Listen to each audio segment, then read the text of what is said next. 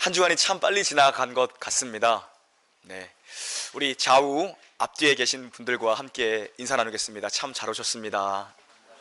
또 이제 연말로 분주하실 거고, 또 우리 성탄 준비로 우리 교회는 분주한 가운데 있지만 분주함을 잠시 내려놓고 주님을 예배하는 데 좀 집중하며 나아갔으면 좋겠습니다.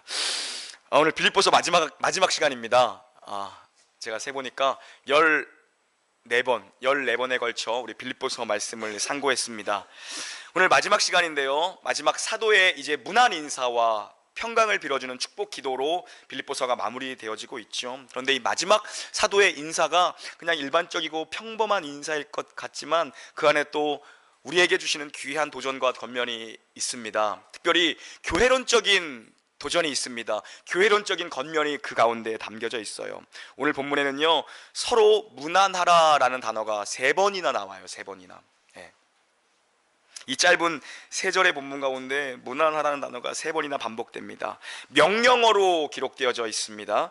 이 편지를 통해서 이 사도가 빌립보 교회에 전하고자 하는 그 감사와 권면이 모든 교인들에게 전달되기를 바라는 이 사도의 간절한 마음이 이 문안하다라는 이 단어 가운데 녹아져 있는 거예요. 인사죠. 안부를 묻는 거죠. 오늘 이 말씀이 우리 놀라운 교회 공동체에 주는 교회론적 도전은 무엇인지 좀 살펴보고자 합니다. 교회는 모든 성도가 서로 문안해야 하는 공동체라는 것입니다. 안부를 물어야 되는 공동체가 교회라는 거예요. 여러분, 여기서 이 문안하는 의미는 주일에 만나서 형식적으로 그냥 눈인사 한번 하고 악수 한번 하고 끝내라는 그런 의미가 아니겠죠. 서로 관심을 가지고 또 서로 보살피고 서로 섬기고 서로 도우며 서로를 향해서 적극적으로 사랑을 표현하라는 의미가 담겨 있는 것입니다. 서로가 서로를 위해 헌신하라는 것입니다. 서로를 위해 헌신하라. 서로가 서로에게 충성하라는 의미가 담겨져 있는 거예요. 여러분, 교회는 유기체다라는 말씀 많이 들어봤죠? 교회는 유기체다. 교회는 우리 구주, 우리 주님을 머리로 모시고 있는 하나의 몸이며 하나의 몸통이며 한 덩어리이며 하나의 생명의 유기체라는 얘기를 우리가 많이 들어봤을 것입니다. 유기체라는 게 뭐죠? 서로 밀접하게 연결되어져 있는 거죠. 결합되어져 있는 거죠. 각자의 지체가 각자의 자리에서 각자의 고유적 기능을 발휘해야 한다는 것입니다. 그것을 기여함으로써 몸의 생명이 유지되고 그 생명을 유지해 나가고 몸이 자라는 성장이라는 결과를 가져오게 되어 있는 거예요. 그러니까 몸은 서로가 서로를 위해서 헌신하고 서로가 서로에게 책임을 다하고 서로가 각자의 자리에서 충성함으로 공유된 삶, 하나의 삶을 가져야 한다는 그런 의미가 담겨 있죠. 그래서 교회는 지도자 한 사람이 이끌고 가는 것이 아니고, 교회 유능한 사람들이 이끌고 가는 것이 아니고, 교회 리더십들이 이끌고 가는 게 아니라는 것이죠. 몸이기 때문에 함께 가야 할 수밖에 없는 운명 공동체라는 것입니다. 급히 밖에 나가야 되는데 어떻게 다리만 걸어 나갈 수 있겠습니까? 다 같이 가야 되는 것 아닙니까? 다리가 너무 아파서 꿈쩍을 못하고 있으면 어떻게 해야 됩니까? 다리를 주물러 가지고 회복시킨 후에 함께 가야 되죠.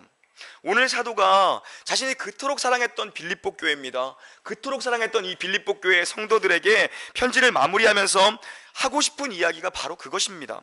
한 몸을 이루기 위해서 필요한 기초가 있는데, 기반이 있는데, 그것은 바로 관심을 가지고 보살피고 돌보고 서로가 서로에게 헌신하고 서로가 서로에게 충성하라는 것입니다. 어떤 한 사람만 일방적으로 헌신하고 어떤 한 사람만 일방적으로 충성하는 게 아니라 전제는 서로가 서로에게 안부를 물으라는 것입니다. 그것이 사도가 마지막으로 이들에게 하고 있는 권면인 것이죠. 여러분, 그렇다면 우리는 구체적으로 누구에게 어떻게 문안을 물어야 되며 어떻게 그 문안을 표현해야 합니까? 오늘 사도가 본문에서 크게 3부류의 사람들을, 3부류를 언급하고 있어요.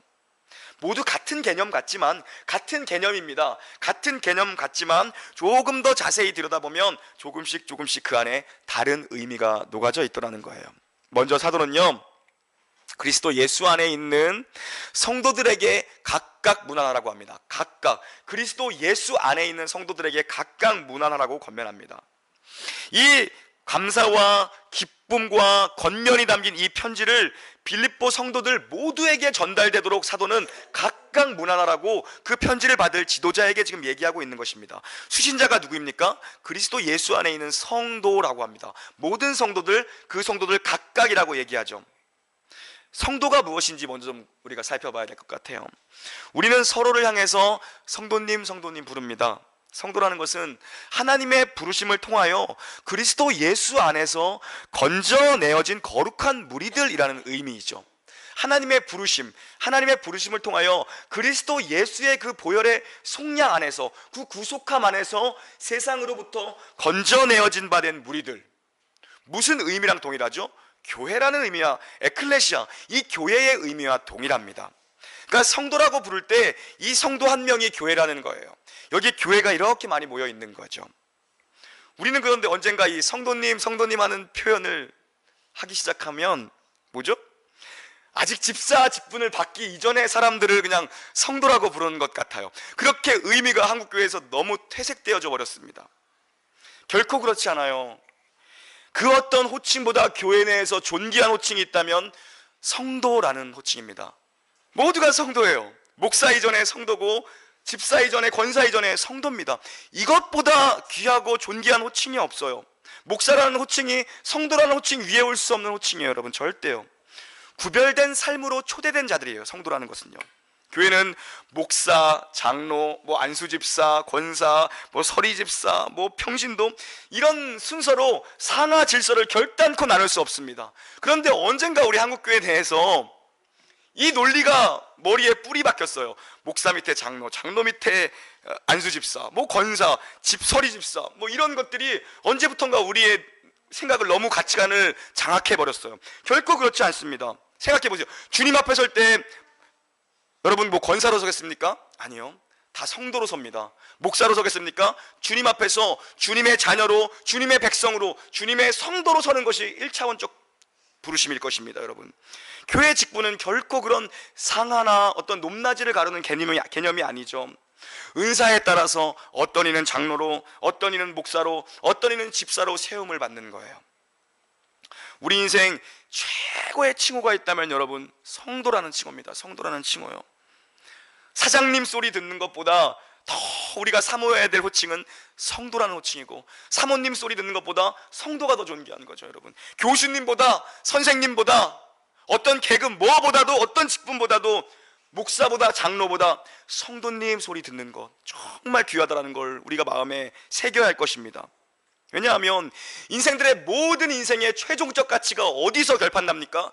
하나님 앞에서 결판나죠. 모든 인생의 결론은 하나님이 지어주시는 거죠. 출발도 하나님이시고 마지막도 하나님이요, 알파이시고 오메가이신 그 하나님, 그 하나님 앞에서 우리 인생의 마지막 권위, 마지막 최종 가치가 하나님 앞에서 결정될 것입니다.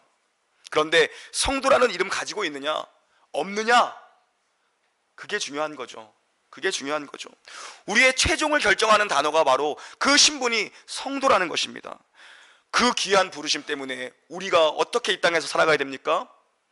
무명한 자 같지만 우리는 유명한 자로 살아갈 수 있다는 것이고, 근심하는 자 같지만 항상 기뻐하는 자가 성도예요, 여러분. 가난한 자 같지만 도리어 모든 사람을 부욕해 할 수 있는 자가 저와 여러분이라는 것입니다. 그러니까 우리가 존귀한 자들이에요, 여러분. 그 자부심을 갖고 사셔야 돼요. 이런 성도들 하나하나가 모여서 공교회, 거룩한 공동체 교회를 이루는 것이죠. 우리가 하나의 교회인 것이죠. 우리 하나하나가, 우리 어린 영혼들 한 명 한 명 한 명이 교회이면서 우리가 모여있는 이 공동체적 교회, 이것이 교회죠, 여러분. 그런데 사도가요, 각각 문안하라고 합니다. 교회에 편지를 보내면서 각각 문안하라고 합니다. 무슨 말일까요? 모두가 목양의 대상이고, 서로가 서로에게 헌신해야 되고, 서로가 서로를 위해 충성해야 되고, 서로가 서로를 위해 감사하고 서로에게 기쁨의 대상이 되어야 한다는 것입니다. 서로 문안하라는 것은 여러분 옆에 있는 한 명 한 명을 귀하게 여길 수 있어야 된다는 거죠. 그 성도 한 명을 향해서 관심과 애정과 섬김과 돌봄이 필요하다는 거예요. 개인들을 알고 그들을 사랑하고 그들을 아끼고 그들에게 진심 어린 관심을 베풀라는 것입니다. 그게 사도의 권면에 담긴 내용이죠. 이제 시작되는 교회예요, 여러분. 이렇게 작은 공동체일 때부터 이것이 몸에 체질화돼야 되고, 이게 몸에 익숙해져야 되고, 이게 당연시돼야 되고, 그러다 보면 그것이 우리 교회의 영적인 토양이 되는 것입니다. 그것이 우리의 영적인 분위기가 되는 것이죠. 우리 공동체를 일컫는 핵심 가치가 되는 것입니다. 한 영혼을 귀하게 여길 줄 아는 교회. 아, 그 교회는 정말 영혼을 돌보는 교회구나. 한 영혼을, 교회가 저렇게 인원이 많은데도 한 영혼을 돌보는 교회가 바로 그 교회구나. 우리 교회에 정말 녹아져 있는 교회적 토양이 되는 것입니다. 발판이 되는 것이죠. 이렇게 서로가 애정으로 서로를 섬기고 서로에게 헌신하고 돌볼 수 있는 교회 되기를 주님의 이름으로 축복합니다. 사도는 이제 자신뿐만 아니라 지금 자신과 함께하고 있는 형제들이, 나와 함께하고 있는, 사도가 어디 있죠? 감옥에 있죠. 로마의 감옥에 있죠. 로마의 감옥에 있는 형제들이 빌립보 교회에 문안 함께하고 있다, 문안을 함께하고 있다는 것입니다. 첫 번째 그 각각 문안이라는 표현은 사도 바울이 빌립보에게 이 편지를 통해서 모든 성도들에게 각각 문안하십시오 라고 한 건데, 하반절에 보니까 나와 함께 있는 나의 형제들도 여러분에게 문안합니다. 빌립보 성도들이요, 나와 지금 함께 있는 지체들도 여러분에게 문안합니다 라고 얘기하고 있는 거죠. 누굴까요? 아마 이 형제들은 바울의 동역자들이었겠죠. 디모데와 같이 지금 바울과 함께 로마에 있는, 이 감옥에 있는 바울의 동역자들, 이 형제들 역시도 빌립보 교회에게 문안하는 것입니다 라고 덧붙이고 있는 것입니다. 동역자 의식이죠. 여러분, 교회는 형제 공동체입니다. 형제 공동체예요. 높낮이의 서열로 이루어진 조직이 아니라 형제 공동체라는 거죠. 교회는 계급 구조나 높고 낮은 서열 구조가 아니죠. 군대도 아니고 사회 직장도 아니에요, 여러분. 1등, 2등이 없는 곳이 교회죠, 여러분. 잘하고 못하고가 없는 것이죠. 때로는 조금 못하는 게 도리어 은혜가 될 때가 있어요, 여러분. 도리어, 여러분요, 참 은혜롭죠. 교회는 영혼의 가치를 있는 그대로 존중해주고, 그들을 귀한 형제고 그들을 귀한 자매로 바라볼 수 있는 그런 공동체가 되어야 한다는 것입니다. 어린 영혼들 한 명도 귀하게 여겨줄 수 있고, 교회에 누가 오시던 귀하게 여겨줄 수 있는 그런 형제자매 공동체라는 것입니다. 그러나 우리는 직분을 세우죠. 직분자를 세우죠. 지역교회는 목사도 있고 장로도 있고 권사도 있고 집사도 있습니다. 우리가 이 직분을 세우는 것은 이런 직분이 은사를 따라 교회의 몸을 세우기 위해 필요하기 때문에 직분을 세우는 거죠. 이것으로 어떤 서열 구조를 나누기 위해 세우는 것이 아닙니다. 전제는 뭐죠? 우리는 주님 안에서 한 형제이고 한 자매라는 것이 전제하에서 우리는 직분자를 세우는 것입니다. 오히려 직분은 더 낮아지는 자리로 가는 것입니다. 우리도 이번에 재직을 임명했고, 또 언젠가 교회의 항존직의 직분을 임명하게 될 것입니다. 투표를 통해서 그런 직분자를 세우게 됩니다, 여러분. 우리가 명심해야 될 것, 지금부터 명심해야 될 건 뭐냐면, 직분자는 인기 투표하는 게 아니라는 것입니다, 여러분. 인기 투표하는 게 아니에요. 나랑 친한 사람 뽑는 게 아니죠. 나랑 친한 사람은요, 많은 사람에게 덕을 세울 수 있는 섬김의 사람을, 교회와 영혼들을 섬길 수 있는 사람을 세워야 되는 것입니다. 교회가 여러분 직분자를 세우는 것은 섬길 자를 세우는 것입니다. 더 낮은 자리에 가서 섬길 자를 세우는 거죠. 나와 친분이 있는가 없는가 중요하지 않아요. 나이가 많고 적음이 중요하지 않아요. 사회에서 저 사람이 뭘 하느냐가 중요하지 않아요. 그런 거 중요하지 않습니다. 정말 저 사람이 하나님의 말씀을 무겁게 듣고 있는가가 중요합니다. 하나님의 말씀을 살아내고 있는가가 중요한 거죠.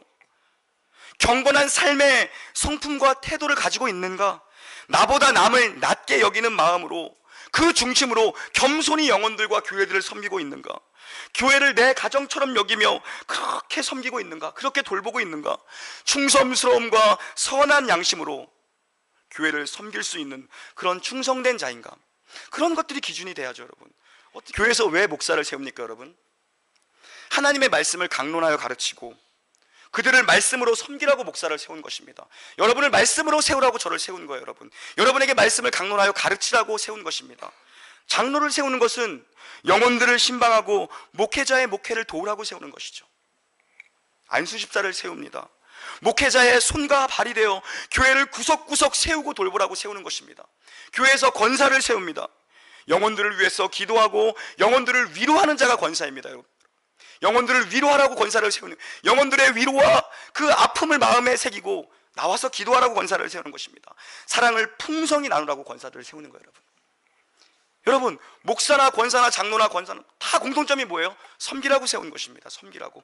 말씀으로 목사는 섬기고, 장로는 영혼들을 신방하여 섬기고, 장로의 직이 영혼들을 신방하는 직입니다. 여러분, 신방하여 섬기고, 권사들은 영혼들을 위로하라고 세우는 것이죠. 그래서 각자에게 주신 은사에 따라 섬기라는 거예요. 그것이 교회의 직분의 성경적 의미입니다. 여러분, 그래서 교회는요, 서열의 높낮이가 아니라요, 서로가 서로를 돌보는 형제요 자매인 것입니다. 여러분, 목회자만 신방하는 게 아니에요. 여러분들이 서로를 돌보고 신방하는 그런 관계가 교회의 공동체라는 것입니다. 서로 종노릇하고 서로 발을 닦으며 나보다 남을 낮게 여기며 겸손히 섬기는 교회가 되어야 한다는 것입니다. 서로를 위해 기꺼이 나의 권리를 희생할 수 있는 곳, 그렇게 돼야 돼요. 내가 누릴 수 있는 권리를 희생할 수 있는 곳이 되어야 돼요. 여러분, 서로를 위해 기꺼이 희생할 수 있어야 되는 것입니다. 우리 친구들도 자라면서 옆에 있는 은성이 형에게, 하늘이에게 더 나누어주고, 더 베풀어주고, 더 양보하고, 더 친절하고, 그렇게 자라내야 한다는 것입니다. 어렸을 때부터 훈련되어져야 돼요, 이런 것들이. 여러분, 그래서 이 형제됨의 원리를 가지고 멀리 떨어져 있지만 이 감옥에 있는 바울의 형제들이 빌립보 교회 성도들에게 문안하고 있는 거예요. 형제된 우리가 당신들에게 문안합니다. 이 의미가 그런 의미죠. 그래서 이 예수 안에서 이 형제됨이라는 것은 직분과 나이와 인종과 국경을 넘어서는 것입니다. 여러분, 모든 관계의 기초, 그리스도인의 관계의 기초는 형제요 자매라는 것입니다.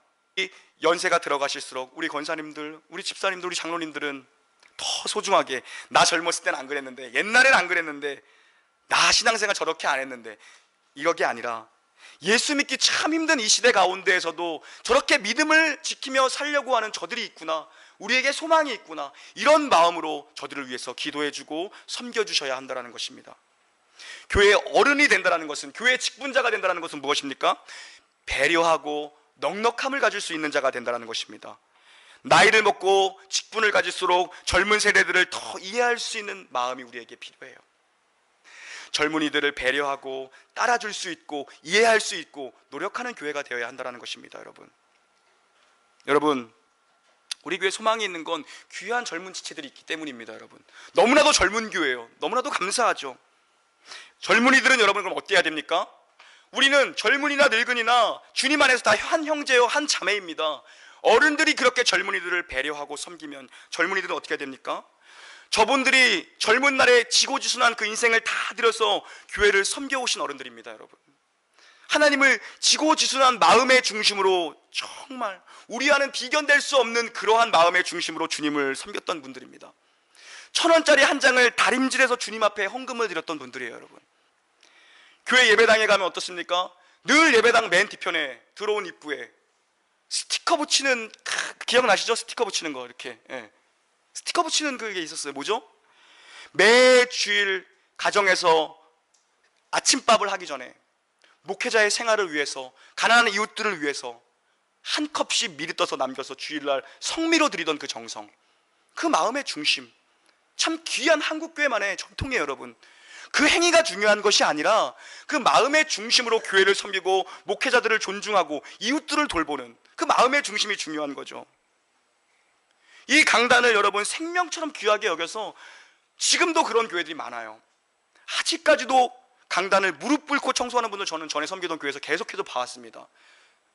무릎을 꿇고 매일 아침마다 이 추운 바닥을 무릎을 꿇고 다니면서 권사님들이 강단 바닥을 닦았어요. 여러분, 뭐죠? 하나님의 말씀이 선포되는 것에 대한 존중감이 녹아져 있었던 거죠. 그런 행위가 중요한 것이 아닙니다. 우리가 본받아야 될 것은 그러한 행위를 다시 하자는 것이 아닙니다. 여러분, 그러한 마음의 중심으로 주님의 몸된 교회를 섬기고 목회자를 존중하고 하나님을 그렇게 사랑하고 하나님의 말씀을 무겁게 들을 수 있는 그들의 그런 경건한 마음의 중심을 우리가 새기며 존중해 드려야 한다는 것입니다.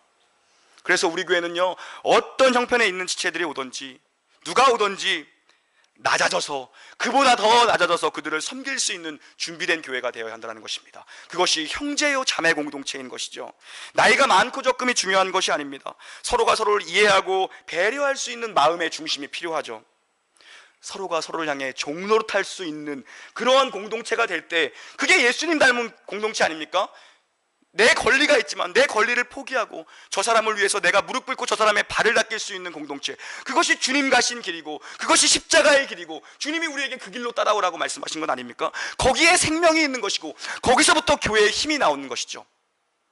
교회가 맨파워로 일합니까 여러분? 아니죠. 교회의 힘은 낮아짐으로부터 출발한다는 것입니다. 더 낮은 것으로, 더 낮은 것으로. 바울은요, 마지막으로 빌립보 성도들에게 또 한 부류의 문안 인사를 전합니다. 바울이 먼저 각각 성도들에게 자신의 문안을 전했고, 이제 자신과 함께 있는 디모데와 같은 형제들의 문안 인사를 정했고, 이제 또 한 부류의 문안 인사를 전합니다.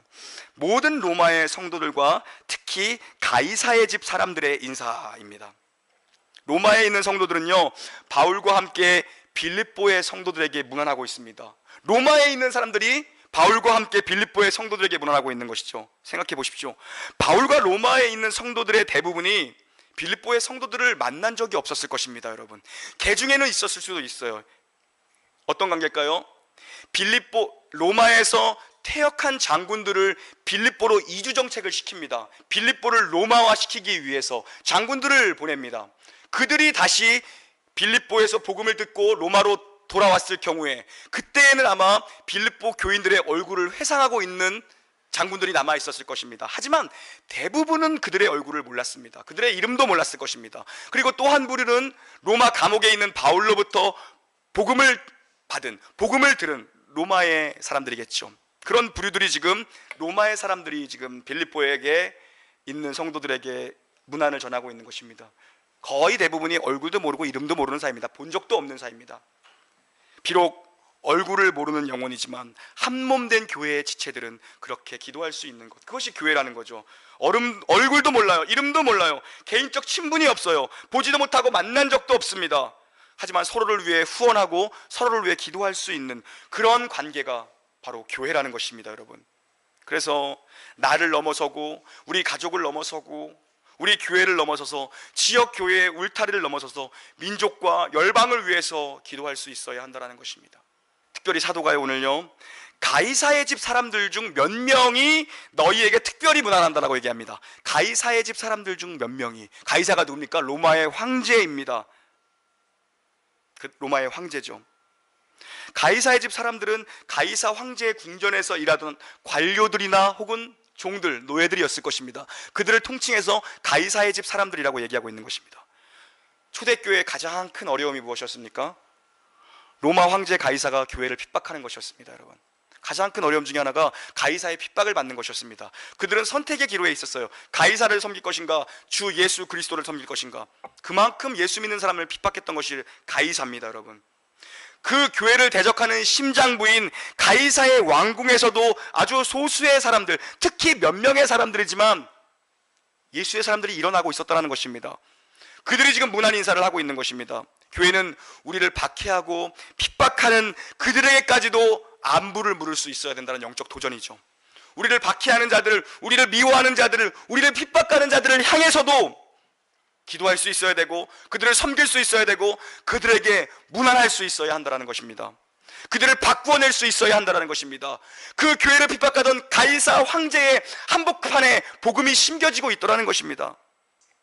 여러분들을 육신적으로, 정신적으로, 심적으로 고통스럽게 하는 사람에게도 섬김의 문안 인사를 할 수 있어야 한다는 도전이죠.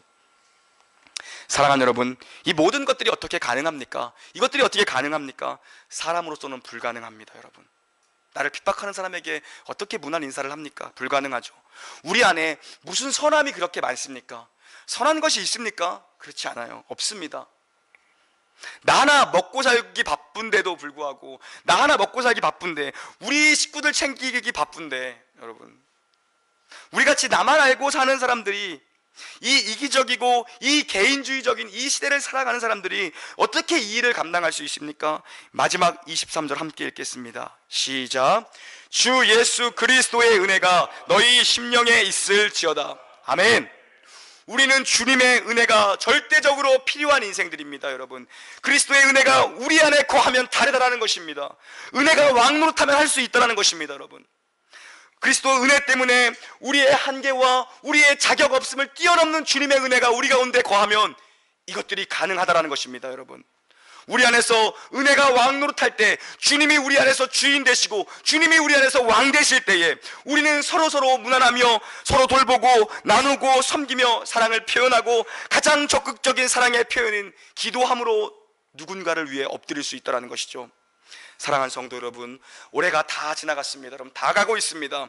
하나님의 은혜가 여러분 삶에 더욱 풍성해져서 서로를 더욱 사랑하고 서로를 위해 더욱 종노릇하며 서로를 위해 더 낮은 자리에서 발을 씻길 수 있는 성도다운, 형제 자매다운, 교회다운 아름다운 역사가 우리 놀라운 교회에 넘쳐나기를 주님의 이름으로 축원합니다. 아멘. 함께 찬양하겠습니다.